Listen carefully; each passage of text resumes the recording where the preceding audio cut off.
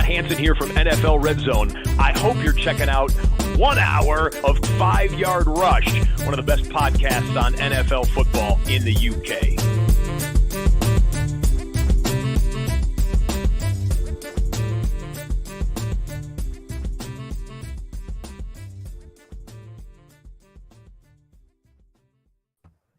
Good evening, Rush Nation, and welcome to the Dynasty Show.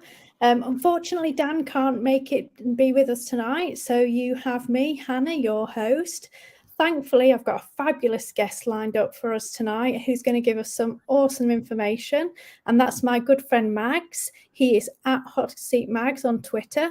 He is the co-host of the Wildcard Rewind with me, and we record on a Monday night. But he's also a host of the fabulous Dynasty Hot Seat Show, which you can find on Twitter at Dynasty Hot Seat and also on his YouTube channel. And he has so much Dynasty content coming out for you at the moment, so I would highly recommend you going across there to take a look. So good evening, Mags. Thank you so much for joining me again for the second evening in a row. And I'm really excited to be talking some Dynasty with you tonight. Yeah, thanks for having me on, Hannah. It's great to be here on 5 Yard Dynasty. You know, I'm obviously not going to be able to fill Dan's shoes, but I'll give it a good go. Oh yeah, I think you're going to do fabulous. I know how good you are on the hot seat, so really looking forward to it. So tonight, so we'll start off with a little bit of kind of general strategy, and then we'll dig a little bit deeper into kind of this year's class, how to dominate your drafts this season. So Mags, let's kind of get started and have a look at how do you choose to approach your rookie drafts? Do you have a set strategy, or do you kind of go in with a bit of an open mind and see how the board falls to you? Yeah, so there's a lot to this. So it's really, really interesting. And you know, obviously doing the Dynasty Hot Seat, every guest I have on, I always ask them for hints and tips. And by far and away, the most common bit of advice is read the goddamn rules. Know what the scoring system is in your league. Is it tight end premium? Do quarterbacks get extra points for rushing? How many points is it for a throwing touchdown? How many points is it for a rushing touchdown? You need to read the rules. And if you're lazy and can't be bothered reading the rules, here's a little tip for you, all right? If you go on Sleeper, if you're on Sleeper, I don't know about MFL. If you're on MFL, you probably have to do a Sudoku to find this. But you go on Sleeper, and if you click on scores and you filter to last year, you can see who the highest scoring players were. And you might be surprised by who's sitting at the top and who's a bit further down. So kind of use that to help you figure out who you should be taking in these drafts. If it's 1.5 PPR for whatever reason, you're probably going to look at someone like, you know, Josh Downs, Jordan Addison, these people who are going to get extra points. If you get extra for rushing touchdowns, you're going to want these bigger running backs. You got to read the rules. So that's the first thing I do. Is I see what are the scoring settings for this league and which players are going to benefit me based upon those settings. And yeah, then you just go from there. I'd say in Superflex, you got to always kind of value the quarterback first before anything else. And then apart from that, it's like you said, let the board come to you. Don't be afraid to be aggressive if there's someone you really like. But another really good bit of advice I've got before is, I know there's going to get your guy and all of that, but don't be too obsessed with, I got to come out every draft with Dalton Kincaid. I got to come out every draft with this guy, you want to diversify your portfolio of players is the way it was put to me by Scott Connor, who's over at Dynasty and Chill, one of the brightest minds of the game. Yeah, he said, diversify your portfolio. Don't be too invested in one particular player because sure, if it hits, you're absolutely laughing. But if it doesn't, you got a lot of work to do on a lot of teams. So yeah, you got to be pretty careful. Yeah, I think sometimes we find that a little bit difficult. You know, we get this, oh, I love this guy in the pre-draft process. He looks awesome. I think he's going to do great in the NFL. And then we kind of want to go out there and get him on as many teams as possible because we think this is my guy. And then, you know, there is always that risk with the rookie drafts that, you know, unfortunately, one of these players may well bust. And like you say, you know, if you've taken him on every single one of your teams, then you've got a bit more kind of making up to do than if you'd have diversified a little bit more. I mean, I think I would also say, don't be afraid to take a punt on some of those players that you were less keen on as well. Yeah. So, I mean, I think I've been seeing quite a bit on like Jonathan Mingo recently. I think he is one of those kind of boom bust profiles, and I think he's very polarizing. And I think there's a lot of people that are quite down on him and like, oh, I don't want to take him. I don't think he's going to do well, which I think is, perfectly fair argument to have. But I still think if you've got a big number of teams, it's worth taking a punt on him in some situations, because if he does hit, then at least you know that you have got, at least one share of him on one of your teams. Yeah, and if you don't like him, just trade him away after. Yeah. But at least you got that share, right? If you're like, I still don't like him, but that's at least worth something, and you can trade it away to get someone that you do like. So diversify a bit and take players, even though you might not like them. I always think for like new dynasty players, one of the best moments you can have is whenever you're listening to like a podcast, like this great podcast, listen to it, and you like start to disagree with what people say. I think that's such a huge step, because then you're finally like starting to form like your own opinions about it. You're not just listening to like the talking heads like me and you, right? And you're starting to think for yourself. So I always think that's a big step as well. Like, listening to as many people as possible, getting your own opinion, and then, not being afraid to sometimes, even though you disagree with someone, just go, you know what? I can take a chance. I trust this person's opinion. I'll just go with it. Even though I don't agree, I'm going to give it a go. Yeah, absolutely. I mean, I think that also applies to startups as well. In my first year, which obviously was only a couple of years ago, I took so much Robert Woods, and it was the year that Cooper Kupp went off. And then I was like, damn, I should have at least thought about taking some different. So I try and take that into all of my drafts, whether that's rookies, that's startups, dynasty, or redraft. I always try and diversify my portfolio, because we can all be wrong. At some point, I'm sure there's times when you've been wrong. There's certainly times when I've been wrong. Yeah. And, all of the analysts out there, and even, general players, we get it wrong sometimes. So I think it is worth kind of being a bit brave and saying, okay, I'm going to take that share, and see what happens. If it goes wrong, it goes wrong. But if it goes well, then like you say, you've always got a piece to trade if you don't like the player. Yeah, absolutely. So the next question I have for you really is, does your strategy change when you are kind of higher up the draft board? So, picking in the early, 101, 102, 103, versus when you're picking later on at the 110, 11, 12 spots. And I would say that would be based on, where your team has finished rather than the trades you've made and things like that. Yeah. Does your strategy change there, or do you stick to these are my tiers and this is how I'm going to draft? Or do you say, right, I'm at the 101, 102, 103, my team is terrible. I've got to potentially take more of a risk here, be braver, not necessarily in the first round, but obviously looking at your deeper rounds as well. Yeah, it is it's a different game completely whenever you're picking up, even just look at this draft class, like you're going from these elite level quarterbacks and Bijan Robinson at the top to like this kind of like disgusting kind of pick 10, 11, 12 that nobody really wants at the minute. And it's quite interesting this year because everybody's advice is if you're picking like 110, just trade back.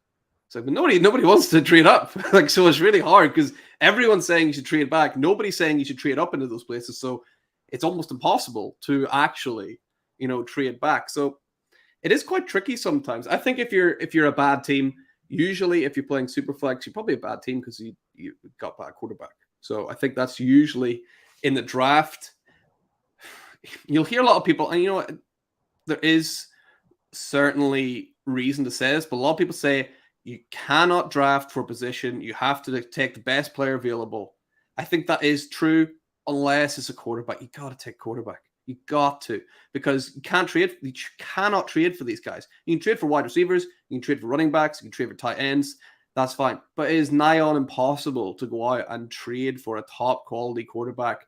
I think if that's a position you're lacking, that's the only time you should really take position ahead of the talent. So I would have that advice, if you're at the top of the draft or, even at the back of the draft, if you've somehow squeaked through without a quarterback and you're at the back end of the draft this year, you got to take Will Levis. Even though he's maybe not the best prospect, I think you got to take him because if you're that quarterback away from your team becoming like a real dynasty, you've got to take the chance and fill in that gap. It's the most important position when you're playing Superflex, in my opinion anyway. And apart from that, I think what you said before is you just kind of Take best player available. Don't be afraid to be aggressive and trade up. It's always good to think about, are you willing to, sacrifice some picks further down the line, like in 2024, 2025 to move up?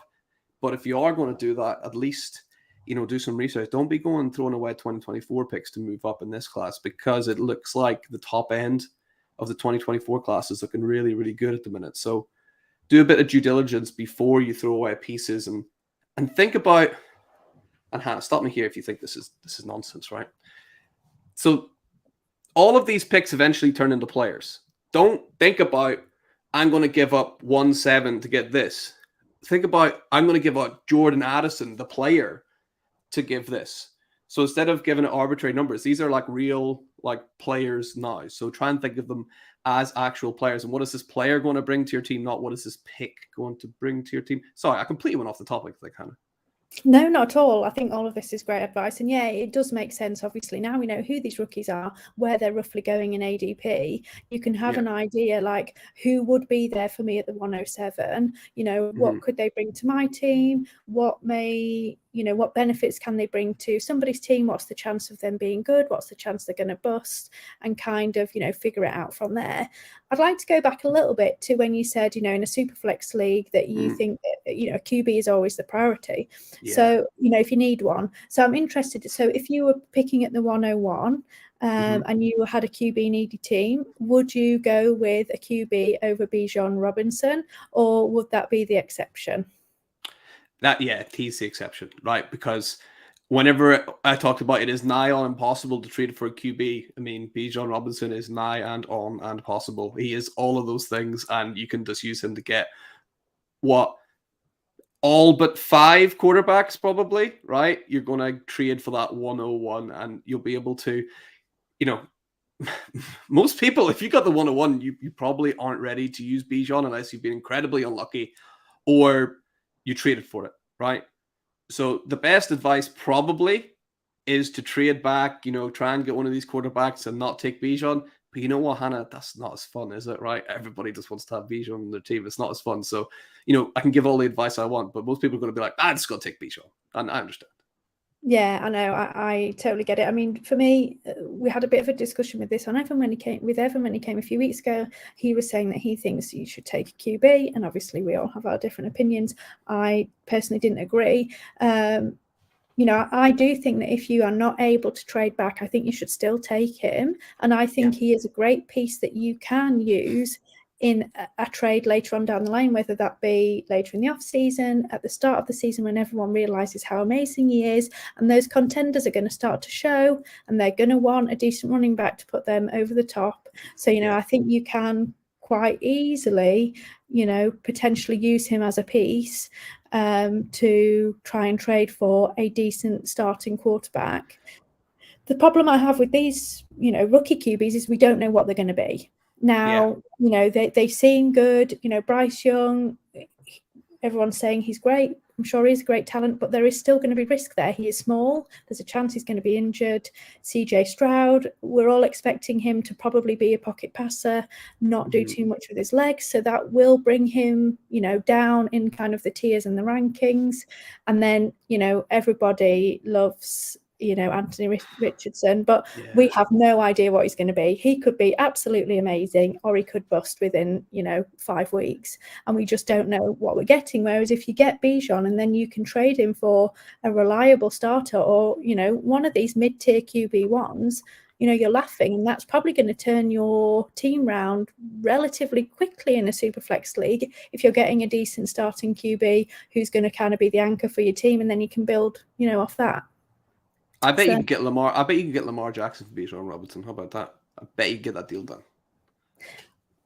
Yeah, I mean, I think if there's a lover of Bijan, I think you could definitely do that for sure. Get that deal done. And actually, you mentioned something that's really interesting there. You mentioned about these quarterbacks and what they are. One thing is kind of hard to forget sometimes, and it kind of seems obvious, but remember, we're not NFL teams drafting NFL players. Here, we're fantasy owners drafting fantasy players. So Bryce Young, while he did go 1 overall, and he probably is the best overall quarterback in this draft, that does not mean that automatically he is the best fantasy quarterback in this draft. We talked about CJ Stroud, not really using his legs. He at least has shown that he can use his legs. Bryce Young is kind of like a bit of a scrambler, like he can do it, but he's not going to win you games because of the rushing upside. For Bryce Young to become, fantasy elite, people have said, oh, well, Drew Brees did it. It's like Drew Brees at one stage held the all-time passing yards total in the NFL. You saying that's what Bryce Young needs to do to become fantasy relevant? Because that is a lofty, lofty thing to try and do. So he's got to do so much more because of his skill set than someone like Anthony Richardson or, even CJ Stroud. I mean, we've seen last year, Justin Fields was, quarterback 5, 6, 7, something like that. He barely threw the ball at all just because he ran so much. Yeah, I mean, I also think that, we're in a different era now, from when Drew Brees did it. There weren't that many mobile QBs. Lamar Jackson, potentially was the only one if he was in the league at that time. Times and the QB landscape is changing really quickly and quite dramatically. So, I think he would even, putting up these amazing gaudy numbers, he probably would struggle to become the overall QB1, based on what we have and, what talent we've got with the rushing upside, etc., in the QB position now. And I think that also shows in where these are being drafted in things like startup leagues. Now you can't get an elite QB any later than the 4th round. Some of them are going in round 1 now. They're like super duper coveted, in a 1 QB league, which was unheard of a few years ago. Really it'd be first QB in the 4th round, if that. Now all of these elite ones are pushed up and it's just so different, and I think we've got to take that into account, and look at the QB skill set and say, what is that going to bring me in fantasy? And are they, going to be as elite as we want and hope them to be? So based on that, I'm just interested, Max, who is your QB1 fantasy, dynasty for this rookie draft? Oh, Anthony Richardson with a bullet. I think he's not only does he have the highest ceiling, I think he might have the highest floor, at least for this year, right? If he flips out and gets dropped, fine. But the amount that he's going to rush, we just talked about Justin Fields, right? Justin Fields showed that you don't have to be able to throw the ball to become a top 10, or fantasy quarterback here. And Justin Fields is probably a top 10 dynasty quarterback as well at the minute, if not top 8. He's put the blueprint forward that you can use your legs and become hugely successful. And while CJ Stroud and even Bryce Young, they're probably safer picks, I suppose, I think you got to take Anthony Richardson. I mean, I know Murph, he'll be listening to this, is just be like, no, Mags, I know he's watched him play at college the whole time and he doesn't think that he's good enough. But I just think him going to that Shane Steichen offense, they know how they're going to use him. They've worked with someone like Jalen Hurts, turned him around, improved him as a passer. Now, while Jalen Hurts was a much better passer in college than Anthony Richardson, we've seen it done before. But I think Anthony Richardson is a much better athlete than Jalen Hurts, and we've seen what he can do. So I just think he's the only league winner out of those 3. How about that? Right? CJ Stroud isn't a league winner. Bryce Young's not a league winner. Anthony Richardson is a league winner. Yeah, I mean, I think for me, most teams that are going to be drafting at the 102, they're going to be, rebuilds or not contenders. And I think, at that point, you've got to take the risk, right? He can bring massive, massive upside and a great floor. They've said already that he's going to be on the field this season. So even if he only plays for you this season, you can either 1, trade him away and get hopefully a haul to, rebuild next season or buy players to build up your team, or 2, you ride him this season, you see where we are, and you go from there. So I think you have to take that chance. I think you would regret passing over him for one of the other QBs if he broke out and became a massive fantasy star.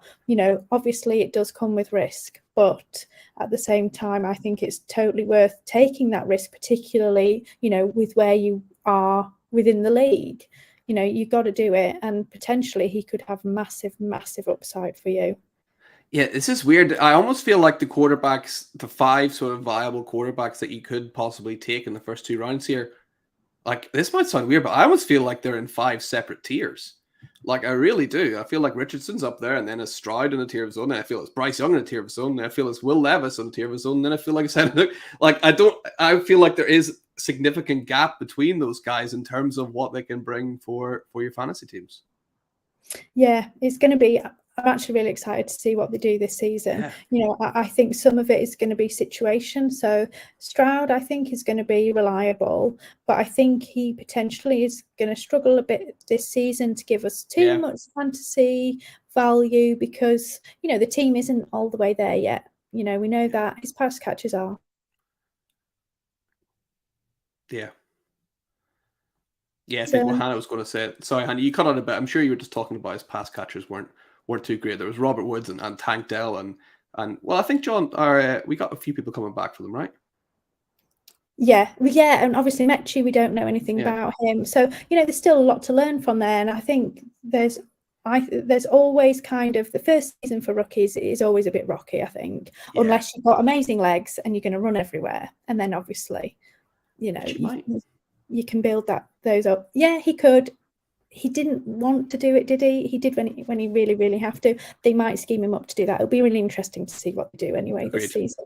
All of these QBs are going to be really interesting. So you mentioned this a bit earlier in terms of, you know, you were saying in Superflex drafts, you feel that, you know, if you need a QB, then you should take a QB over some of the other positions. Is there any other situation in which you feel that need trumps value, or would that be the only situation? Yeah. I mean, I think that might be the only situation. Like, you got to think about, again, these are players that after you drafted them, they become immediately tradable assets. And, you know, the QB is just so hard to buy and so hard to get hold of.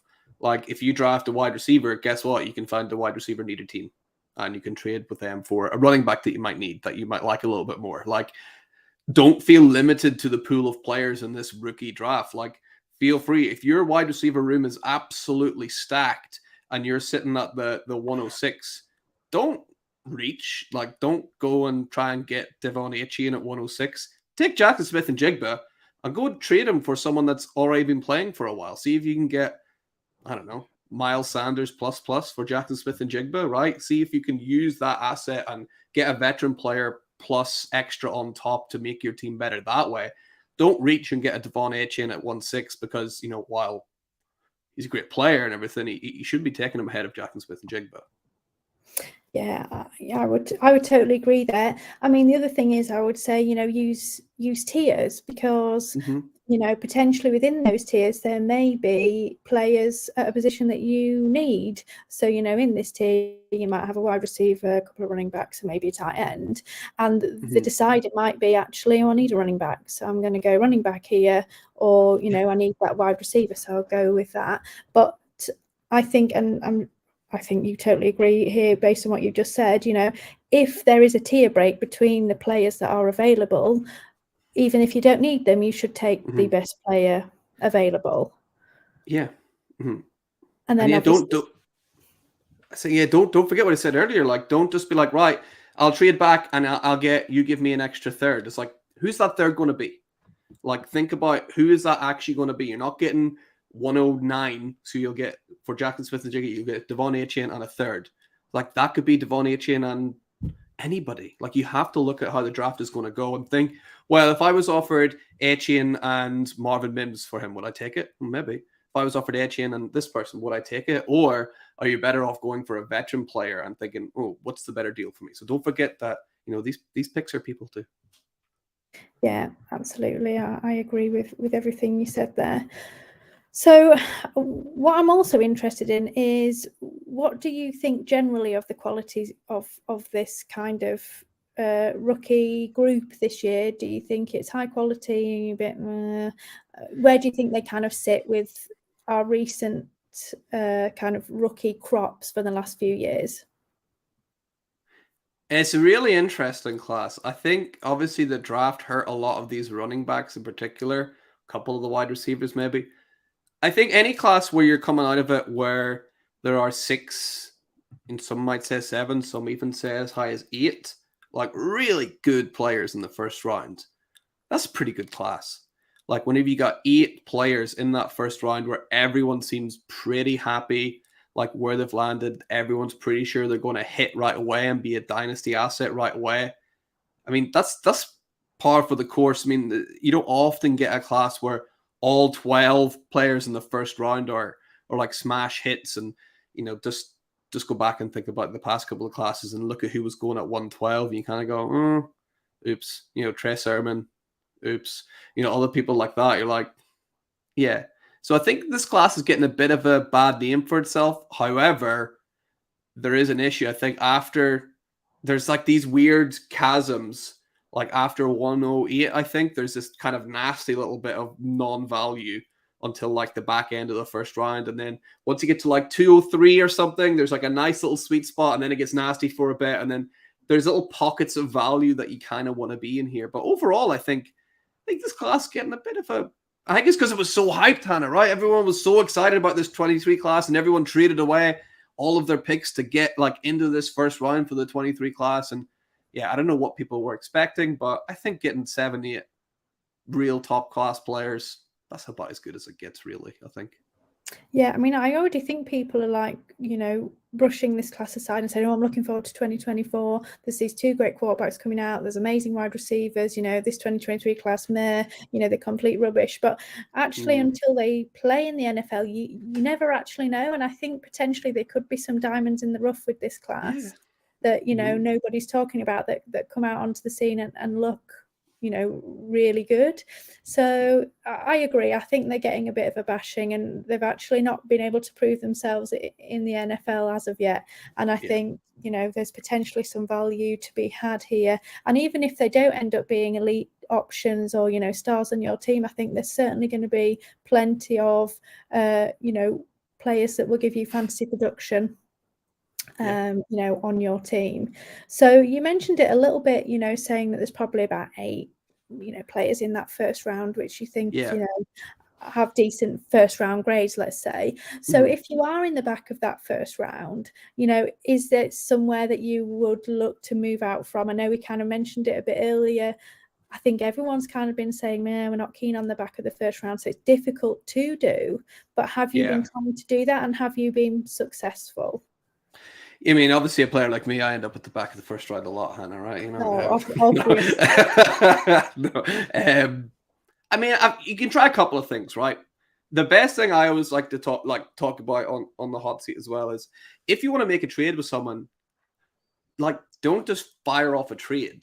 Like, give them a message. Be like, hey, I've got this pick. Any interest in moving up? Like, try and open up a bit of dialogue, because unless you're on the clock and you got like no time left, right? But yeah, try and open a little dialogue, have a chat with someone. That might make it easier to see what they're thinking about. Everyone's got rookie fever at the minute. And even though people are saying, they don't like this like slot, like 9, 10, 11, 12, somebody out there loves Quentin Johnson.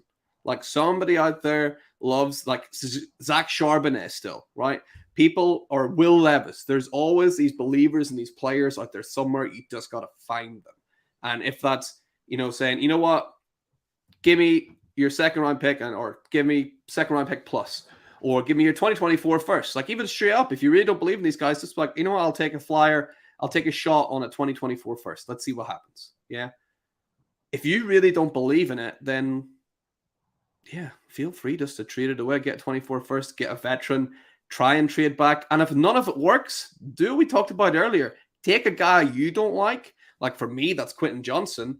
I know enough people that believe in Quentin Johnson and say that he's good talent, but I'm like, you know what? I'm going to listen to you guys. Even though I don't necessarily believe it, enough people say it, I'll take a shot on Quentin Johnson. So don't be afraid to, go against your best judgment and listen to somebody else now and again.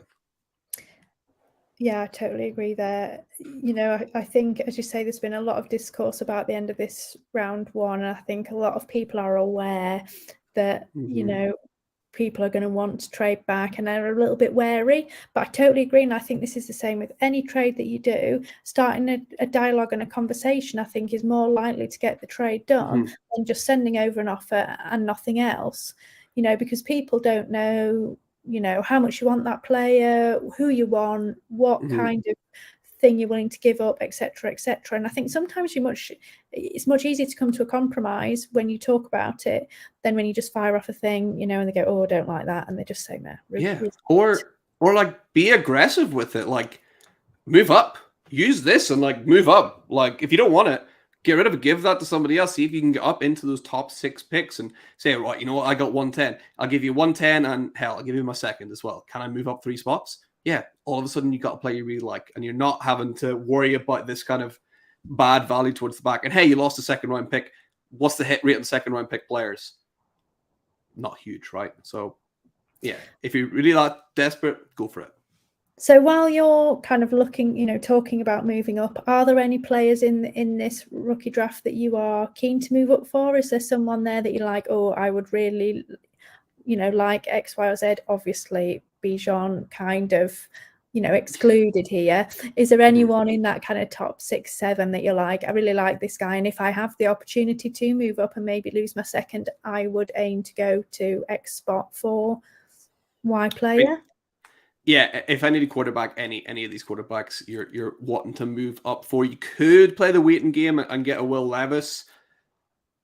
I'd rather move up and get a CJ Stroud, or if you can really move up to get Anthony Richardson, you could do that as well. Again, you have to look at your team here. Like if it's tight end premium, I'm more than willing to move up and get a Dalton Kincaid. If I'm lacking a little bit in receiver, see what it's looking like, you could move up to get Jackson Smith and Jigba. So no one in particular is standing out apart from those quarterbacks. But yeah, again, you got to check your team and see where you fall, really.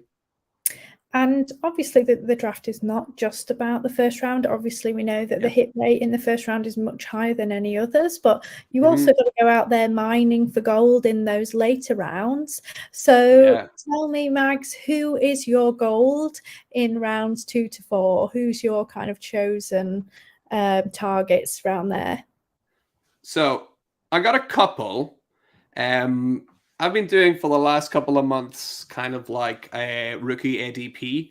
Started it off kind of 2 months before the combine, about a month and a half before the combine, let's say. And I've done it on a semi-regular basis, like taking about 5 or 6 mock drafts from all over and kind of working out an average draft position based on those. So it's been quite interesting to see how people have gone up and down, up and down. So I've kind of gone fishing for, well, who were people really high on like before the draft? And why has that plummeted so much? And I'm like, well, I must have been high on this person like for a reason, I suppose, right? Yeah. So some of the gold that I'm really spotting in here, something that stands out for me is Tajay Spears, actually, because everybody like loved this guy for a little bit. There was that little window where people loved him. Obviously, we found out about the ACL injury. You know what? That's not really, well, not ACL injury. He doesn't have an ACL, so it's not really an injury. But I'm not too worried about that. That didn't really hold him back too much in college, so I don't see why that would all of a sudden be an issue in the NFL. Obviously, he's behind Derrick Henry, but I mean, how long is Derrick Henry going to stick around? Good luck. Like, try selling Derrick Henry in Dynasty, see how much you get, right? So if that's really, the reason why people are off of him, I'm taking Tajay Spears. I've seen him fall, into the 3rd round sometimes, which I think is just unbelievable value. And Hannah, can we talk about a guy? I'm not high in this guy, but what's happened with Jalen Hyatt? I don't know. I don't get it, because I think that they're going to scheme him up and going to give him as many touches as they can, because, I know they're saying that, potentially he's a slot, but I mean, he can stretch the field, which is what they need. So I think they're going to be trying to get him the ball as much as possible, because he's the only one that has kind of a bit of a different skill set to the other 50 million wide receivers that they have, on their team. So I actually think that he could do pretty well here, but people don't seem to be high on him at all. Yeah, I mean, he got like he got round 3 draft capital, right? It was in the 3rd round, but he's ended up going to like a really good system where there's no real competition around him. Like, yeah, I think that's a really good landing spot for him, and people were so high on him before, And I'm not a Jalen Hyatt guy, but I got Jalen Hyatt in the 4th round. Like, Yeah, it's crazy. that is just, I could not take him there.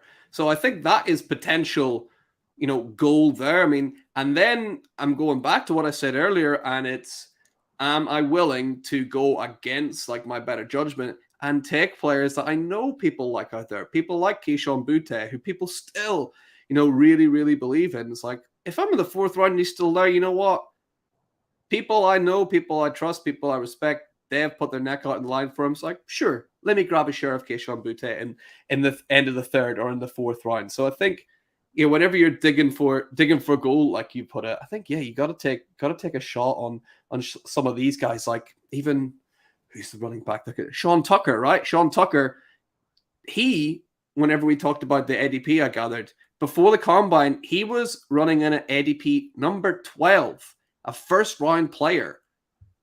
And obviously, there's been health concerns that's come out and some other things come out about Sean Tucker. But again, you're getting him 4th round, a guy that people once valued as a 1st round player. You got to take the shot. You got to just pick him up. You're not going to get anyone else in the 4th round that's going to do anything. So you may as well go for these guys that were once valued up here and now they're down here. You're just hoping they're somewhere in the middle, right?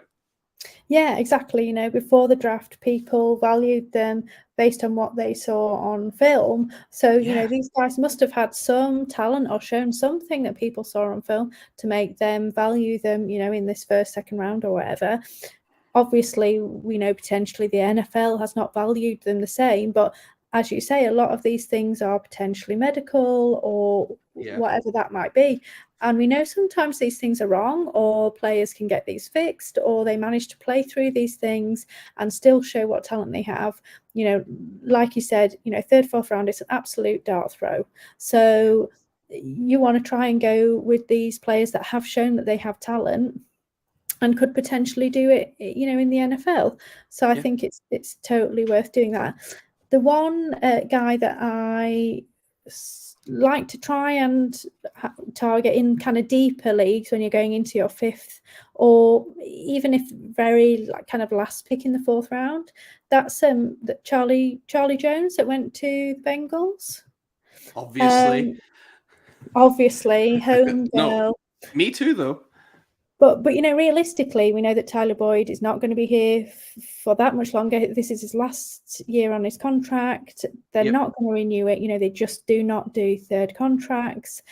I think Charlie Jones has been, drafted as the heir apparent to Tyler Boyd. I don't think necessarily he's going to have any impact this season, but we know that Tyler Boyd, especially in PPR leagues, has put up some solid value, and, decent weeks, in fantasy. So I think Charlie Jones is worth a punt. Look, if he comes to nothing, he comes to nothing. But there's a chance that he ends up being a Tyler Boyd-esque player on your team, and he contributes for you on your flex spots for 5 years to come. So I think it's totally worth a punt on him.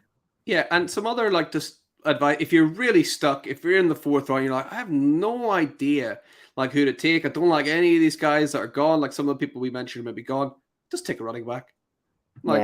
There's more of a chance that they're going to, see a rise in potential. What works for running backs doesn't work for other positions. So if you think about Tyler Boyd, right? Tyler Boyd goes down and all of a sudden you get Irwin, is it, for the Bengals? He comes in. Irwin doesn't get the targets that Tyler Boyd had. They just go to T. Higgins and Jamar Chase. Irwin doesn't get any. But Joe Mixon goes out. Samaje Perine gets all of Joe Mixon's work because there's only one of them, right? So you got a 1 in 3 chance for the wide receiver to make up the targets. You got almost 100% chance the running back is going to come in and eat up that workload. So if you're sitting in the 4th, you don't know who to take, just take Dwayne McBride. Someone like that, right? That's got at least a path. The Bengals took a running back, right? Can't remember his name, but the Bengals took a running back. Brown, was it Chase Brown? I can't remember, but yeah. So just someone who has a path to success. They're one injury away from potentially scoring some points. Yeah, absolutely. And I think even in those really deep kind of rookie drafts, 4th and 5th round, even those kind of RB3s on teams, I think they're worth targeting over, some of these deep wide receivers that you think they might not ever see the field, because, RB1 goes down. It might be that actually they don't feel the RB2 can take the full workload, and they end up in a bit of a timeshare, and even if they don't, take all of those kind of touches, getting 50%, may mean that they actually do contribute for your team, and you can put them in flex spots some weeks. We know that potentially you could be struggling with running backs as we start to get injury. So it's always handy to have more on your bench, and they can give you extra points if someone else's running back goes down. So I agree. If you can, I would always take, if you have no one else that you know of, or you think, I don't like any of these wide receivers, running back is always a great shout, because there is a path to relevance, with injuries, and we know it and we've seen it. And how many kind of undrafted running backs have we seen end up putting up massive numbers or giving us some value versus, some of the wide receivers which have given us, nothing, and often not even set foot on the field. Yeah. So totally agree with you there. Is there anybody in this class that you think, I know we've talked about, even if you don't like them, potentially take them, but is there anyone that you really think, I want minimal shares of this player, I just don't believe in them? Yeah, so you basically take what I'm doing anyways. I'm taking the same process and I'm just kind of going like that. And I'm like turning it on its head. It's like, who were the players that people are really, really low on? And now after the draft, people are really, really high on, right? So it's kind of the opposite of where you find the value. And I know you did kind of mention him up at the top, but Jonathan Mingo's right at the top of that list. So in my sort of pre-draft process of gathering in all of the data of like mock drafts and where people were, Jonathan Mingo, before the combine, did not appear at all in any 3-round mock drafts that I looked at. He was never drafted inside the top 3 rounds. Not once. Didn't score. Then in between like the draft and the combine, he finished as player number 39. And now he's all the way up at 16. So that is going from not on anyone's list all the way to the 16th best player in this draft. That seems like a drastic jump up for me. So it's probably not someone that I'm willing to have too many shares in. I'll take one, because like we talked about at the start, I could be wrong, and I'm, wrong about a lot of things. So I'll take one just to make sure. Yeah, but he's one that really, really stands out for me as someone like, maybe a little bit too rich for me. And then the other one, sadly, is a guy I quite like, actually. And someone I was kind of banging the drum for being higher up the boards, but now he's almost risen too high. It's Kendre Miller. He was, again, lingering around the 30s, something like that. Now he's all the way up to 14, so just out of the first round. Maybe that is just about right, but, it does concern me that he's, almost doubled or halved his draft capital. I don't know what the correct expression would be for that, right? But he made a big jump, right? Maybe slightly too much. So Kendre Miller's someone I would keep an eye out as well. But again, I'll take one just to make sure that I'm not completely wrong. Those are the 2 players for me, Hannah, that really, really stand out from this draft class as people who have really, really jumped from pre-draft to now. Yeah, and I do think sometimes we get a bit kind of overexcited about the landing spot, and we say, we can predict that Jonathan Mingo is going to get loads of targets because, all of the rest of the wide receiver room is, old or, not very good or whatever. Or, same with Kendre Miller. We know that potentially Kamara is going to have this suspension. And so we're all seeing this, look at this. He's got, a big road to being the, running back 1 for a number of weeks. But, teams do all sorts of strange things and anything could happen. It might be last minute they sign, someone who's on free agency and Kendre Miller gets a 10% opportunity share and he's doing nothing, So things can turn on a dime. And again, I think, something that I've heard a lot, and I tend to agree, is that, talent wins out, ultimately. So just because they've got a good landing spot doesn't necessarily mean that they're going to produce if they haven't shown that they're able to do it in college, or we haven't seen that talent. It doesn't mean that they're going to then automatically become amazingly talented in the NFL. Now, some do it.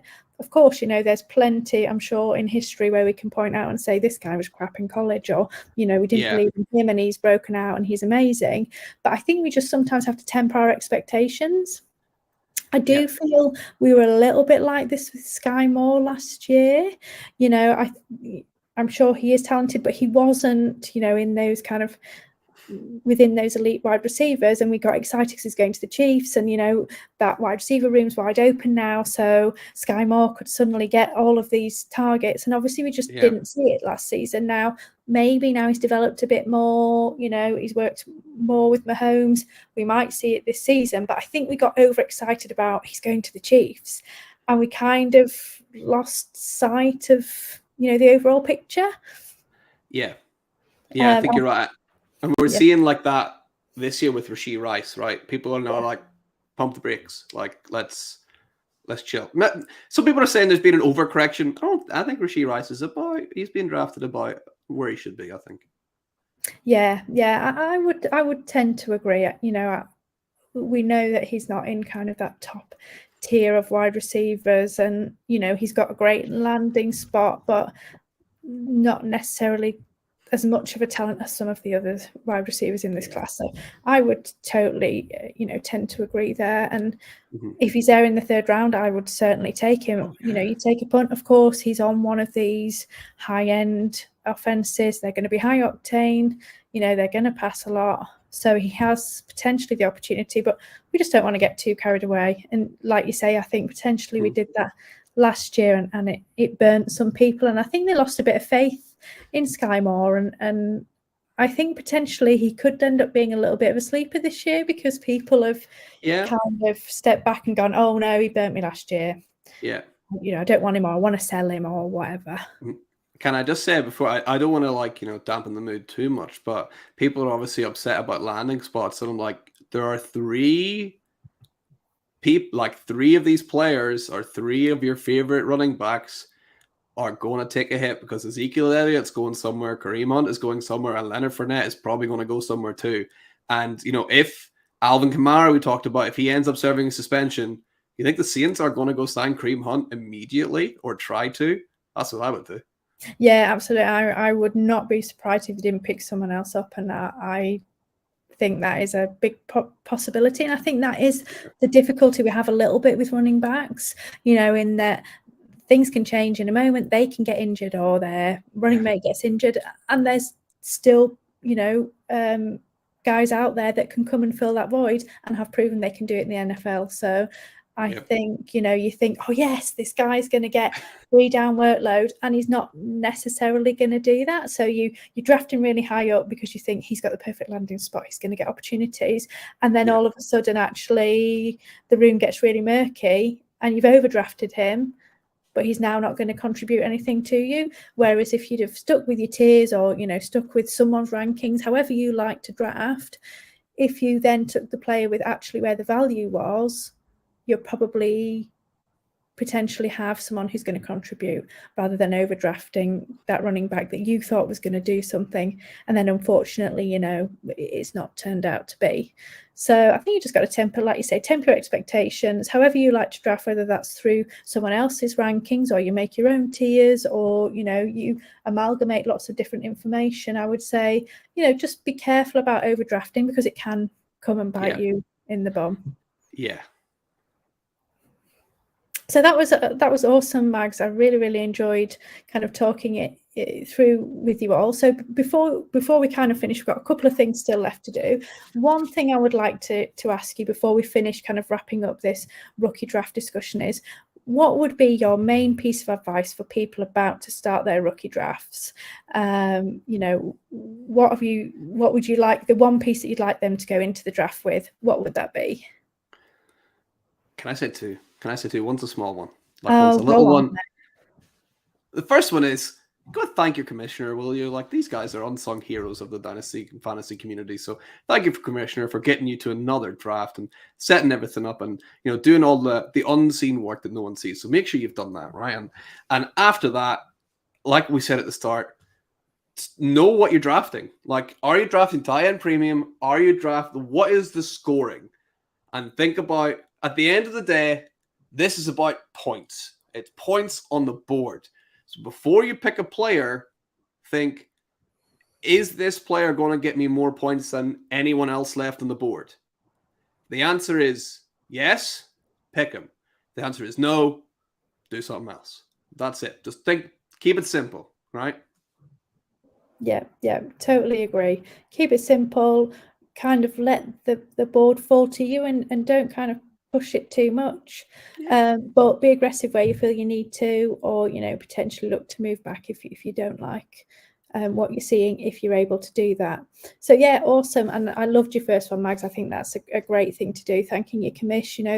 There's a lot of behind the scenes work with dynasty teams and leagues, and often people are dropping out or you're having to find replacements, and it's just really great to say thank you to them for keeping it going, because unfortunately a lot of dynasty leagues do kind of fold after a couple of years.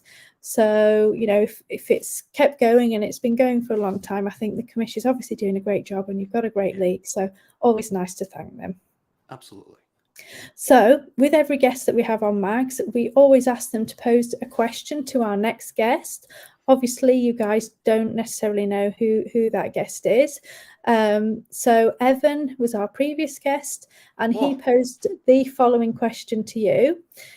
So if you could go back to your very first dynasty draft you ever took part in, what one piece of advice would you give yourself, and with what you know now?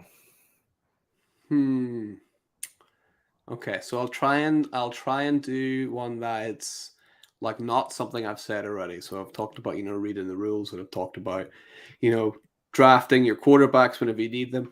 One piece of advice. Okay. I would say I just trade more, right? And the first, I didn't trade at all. I was almost like too afraid, like to trade. I'm like, I don't want to get rid of these. These are like my picks. Like I want to keep my picks. And it's like, especially towards the back end, it's like, yeah, just go for it. Like trade here, trade there. Like start some more dialogue. Chat to as many of these people as possible off the bat, especially your first time doing it. Trade a little bit more, chat to people. Don't be afraid to ask other people if you think it's a good trade or not. Like, don't assume that this is a good trade because you've listened to 5 Yard Dynasty and Mag said to trade up and give your second for this. Like, don't listen to just me. Ask lots of people. Don't be afraid to show a little humility and chat to other people. Ask if it's a good deal, and talk to as many people as possible. Get your trades going. Just try and make friends and have fun.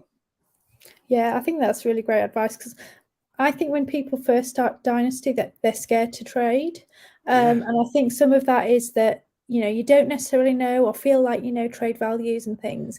And you're kind of worried that you're going to be the person that gets kind of walked all over a little bit, that you end up in these uneven trades and you miss out on value because you don't really understand what you're doing. So you don't want to be that embarrassed person in the league, so you're kind of scared to do that. But I totally agree with you. If you're not sure, always ask. I'm sure your commissioner can help you. There's always people on Twitter, there's all sorts of different analysts or just other fantasy minds that can talk you through it or help you out. So never be afraid to ask and never be afraid to send those offers. The worst thing that can happen is they can get rejected. Exactly. Yeah. So I think that is great advice, Mags. So before you go, Mags, we now ask you to pose a question for the next guest. So it can be to do with anything about Dynasty. It can be about this season. It can be about general. It can be about players, whatever you would like to ask. Okay. So do I know who the guest is? Is that I'm not allowed to know, am I? No, you don't know. So it's okay. Oh, well, I have to say shout out to Evan's actually a commissioner in one of my leagues. So I said shout out your commissioner. So shout out to Evan, Brian. What an absolute legend. Thank you for commissioning that league. That's, props to you. So my question to the next guest would be, all right, how about this? What is the worst trade that you have ever made in Dynasty? And what would you do in terms of adding pieces to fix it? at that current time. So how would you have realistically have made it better? Not like, oh, I would have added in 107 and I would have got Justin Jefferson. Like realistically, how would you have changed it so it would have been of a better value? Or at the time, was it actually a good trade and he just got unlucky? A really good one. I like it. So I look forward to seeing what our next guest has to say in reply. So before we go, Mags, anything else you would like to share with us or, let us know about? We've obviously mentioned the hot seat, but please plug it again. Let everyone know where they can find you. It's an awesome thing. So would like to get you as many followers or new ones as possible. Yeah.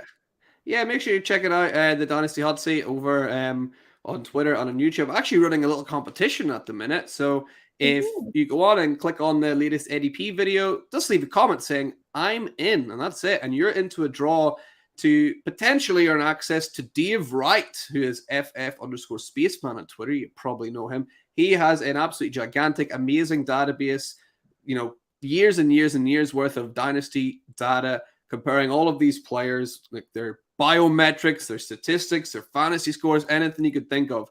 Is an amazing tool for content creators, is an amazing tool to help your Dynasty teams get better. And it can be yours.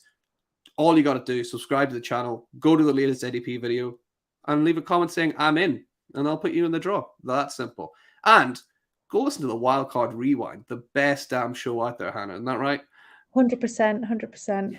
And I totally love Dave, and I already have a subscription to his database, and it is amazing. And as I say, even if you're not a content creator, there's so much information out there just for you to take a look at to help you with your Dynasty team. So I would 100% recommend going across to the hot seat and leaving a comment there so that you can win, hopefully, Dave's access to Dave's database. I would highly recommend it. So thank you guys for tuning in. It's been awesome to have you on, Mags. Really enjoyed chatting through rookie drafts, and hopefully we've helped some people make some decisions for their drafts coming up. So just don't forget to check us out on Twitter at 5 Yard Dynasty, obviously at 5 Yard Rush, and then obviously you can find us on YouTube or your favorite podcast provider. So until next week, thank you all so much for coming. And don't forget, keep rushing.